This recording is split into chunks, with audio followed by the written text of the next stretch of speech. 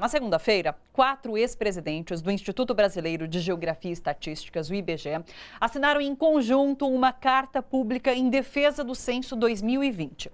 A preocupação é com os cortes anunciados pelo governo Bolsonaro. Até agora, se sabe que o questionário básico sofrerá redução de 34 questões para 25. A amostra mais ampla, que é aplicada em 10% dos casos, passará de 102 para 76 questões. Foram cortadas perguntas, por exemplo, sobre a posse de bens, como geladeira e televisão, que seria uma maneira indireta de pesquisar sobre a renda do brasileiro. Saíram também questões sobre a saúde, como a que buscava avaliar, por exemplo, se os casos de autismo cresceram nos últimos anos. O corte da pergunta sobre o pagamento de aluguel de imóvel prejudica a análise do déficit habitacional no país. São perguntas que farão falta ao Brasil nos próximos 10 anos. Daí, Eduardo, se o governo erra, os custos desses erros se prolongam por uma década, é isso? Exato, porque o censo, por ser realizado uma vez a cada 10 anos, ele tem um grau de profundidade que é único no Brasil. Ele vai a cada um dos domicílios em todos os 5.570 municípios brasileiros.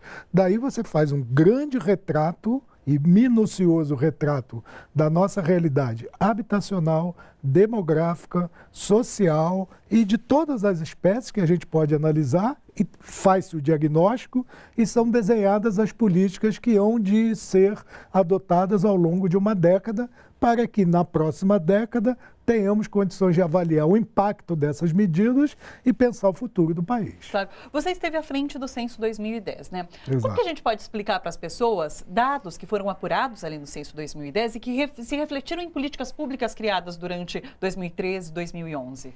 Vou dar um exemplo imediato. Fizemos o censo em 2010, a apuração ocorreu imediatamente, foi um processo assim rapidíssimo.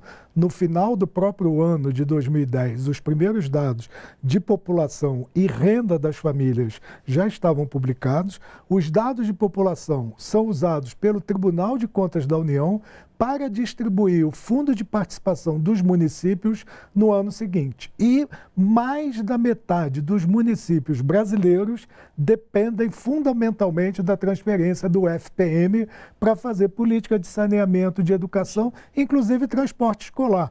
Andamos pelo país todo, a gente vê os ônibus escolares, esses ônibus preto e amarelo, conduzindo crianças da área rural para a área urbana, do subúrbio para a área central. Tudo isso é custeado com o recurso que o FPM aloca aos municípios. Se eu não tenho o dado correto de população, eu não tenho essa informação para o município transformar em receita e uma política para atender a sua população. O outro caso, dado de renda da população, que no censo de 2020 está sendo descaracterizado, era fundamental para ter uma ideia correta da renda média domiciliar das famílias brasileiras. Foi com base nesse indicador que o governo Dilma, em 2011, criou o programa de renda para a população de baixa renda, com o objetivo de erradicação da extrema pobreza. A fonte da política foi uma informação do questionário do censo que foi retirado do censo 2020. Agora, esse governo tem dito que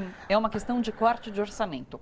Mas o que significa você ter que cortar e diminuir o número de questões do censo?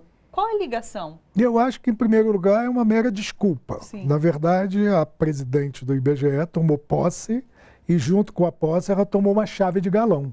Porque o ministro, no dia da sua posse, disse: não tem dinheiro para fazer o censo. O censo do Brasil é exagerado. Parece que o censo do Burundi, que são 360 perguntas. Isso é mentira, porque o censo brasileiro nunca teve 360 perguntas. O máximo que teve foi de 102 perguntas no censo de 2010, do qual eu participei.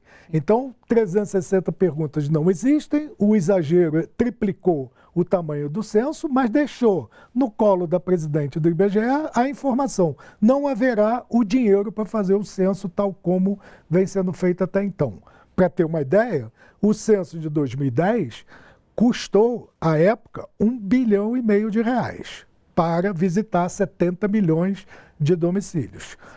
esse orçamento, se apenas transpuséssemos para hoje, pela inflação decorrida em 10 anos, daria a necessidade orçamentária de 3 bilhões de reais, que é quanto o IBGE, a área técnica do IBGE, havia programado antes da posse da nova presidente. Como ela tomou posse, ela sabia que o ministro já havia dito que não daria o recurso, ela, infelizmente, deu ouvidos internamente ao IBGE a quem não tem capacidade de conduzir esse trabalho. E fizeram para ela um orçamento oportunista, o qual ofereceu a possibilidade de fazer um censo com 2 bilhões e 400 milhões de domicílios. Não farão um censo com essa montanha de dinheiro. Resultado, para isso tinha que haver, então, a desculpa, não mais do que esfarrapada. Qual é a desculpa? Tem que cortar o questionário do censo. E aí sai fazendo o que a gente observou. O IBGE, a área técnica, tinha uma proposta de um questionário de 110 questões, depois reduziram, por conta da pressão, a área técnica a algo em torno de 98 questões.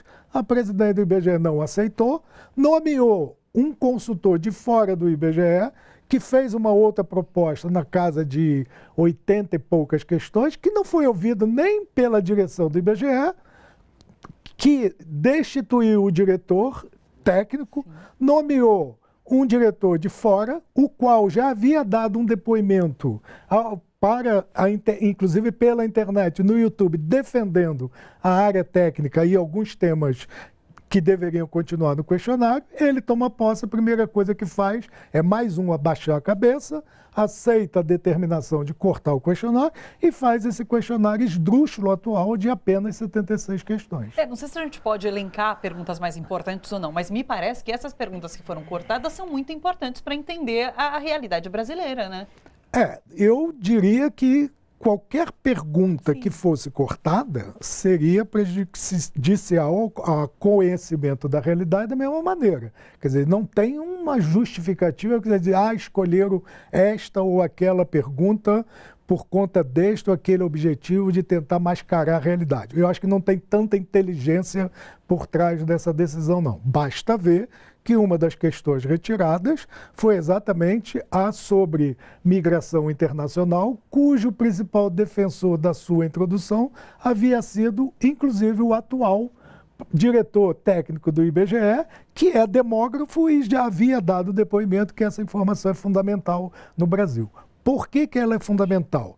Porque se você não faz a pesquisa sobre migração internacional, por trás dessa não pergunta existe a seguinte hipótese: há um saldo migratório igual a zero, ou seja, o número de brasileiros que emigra é igual ao número de estrangeiros que imigram. Consequentemente, o que sai é igual ao que entra. Nós, na hora que olharmos a população brasileira, o saldo é zero do ponto de vista internacional. Verdade. Mas vai a Roraima. Será que o saldo migratório em Roraima é igual a zero? Será que o saldo migratório em Boa Vista é igual a zero? Mas o censo vai computar, porque vai estar lá. E 2021, 2022, 2023 até 2029? Como é que você projeta a população se você tem por trás a hipótese de que o saldo é zero e você não tem pesquisa de população ano a ano até 2030? Você vai ter que usar a hipótese que estabeleceu no ano de 2020 que o saldo migratório para o Brasil era zero, e isso fica difícil calcular. Resultado: os municípios do estado de Roraima terão que receber, correrão o risco de continuar recebendo população imigrante, portanto, mais despesas para atender essa população, e a sua receita, como por exemplo a do FPM, vai continuar a mesma, ou seja, haverá um déficit de dinheiro para atender a sociedade. Isso vira um transtorno. Claro. Agora, você acredita que, além dessa desculpa de corte, tem motivações políticas por trás disso? Porque, por exemplo, essa questão do déficit habitacional. Se você não computa, você não vai ter números para criação de políticas, para continuar trabalhando políticas que já existem, por exemplo, como Minha Casa Minha Vida, enfim. Você acha que existe uma motivação política por trás? A motivação política existe até nas palavras do ministro no mesmo dia fatídico da posse, quando ele diz: quem pergunta muito acaba ouvindo o que não quer. Na verdade, acaba ouvindo o que não quer atender às necessidades da população. Então não é o que não quer, é quem não quer ouvir. E quem não quer é o governante. Agora, a escolha deste ou aquele item, eu não tenho informação nem como identificar essa orientação política. Então vamos a este ou aquele item. Mas a escolha concretamente é desastrosa. Porque se você não faz a pergunta sobre o aluguel, qual é a importância dessa informação? É a informação sobre despesa que a família faz com o domicílio em que ela reside pagando aluguel. Qual é o problema? Não é o valor da despesa, mas é quanto esta despesa representa no orçamento da família. Se há um comprometimento elevadíssimo, significa que para você morar, vai faltar dinheiro para a escola, para a educação, para a higiene pessoal, para a saúde, para a alimentação. Consequentemente, fica caracterizado um estado de pobreza muito grande e a debilidade está no aspecto habitacional. Daí a necessidade de você ter um ministério que pense nas cidades e fazer um planejamento habitacional.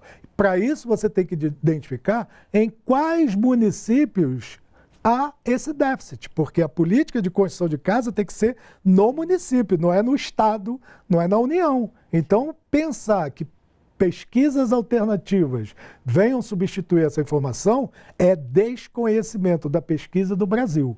Não adianta eu falar do estado de Roraima se eu não souber qual município que eu tenho que atender. Não adianta eu pensar no estado de São Paulo, que tem cerca de 650 municípios, se eu não tiver a pesquisa para saber em qual dos 650 municípios haverá déficit habitacional. Então, perguntas dessa natureza são fundamentais. Claro. Olha só, você que curte a TVT e quer contribuir com a gente para que a nossa programação chegue cada vez mais longe, se inscreva no nosso canal do YouTube /Rede TVT e torne-se membro. Ou então faça a sua contribuição em nosso Catarse. É só acessar catarse.me/TVT. A gente agradece.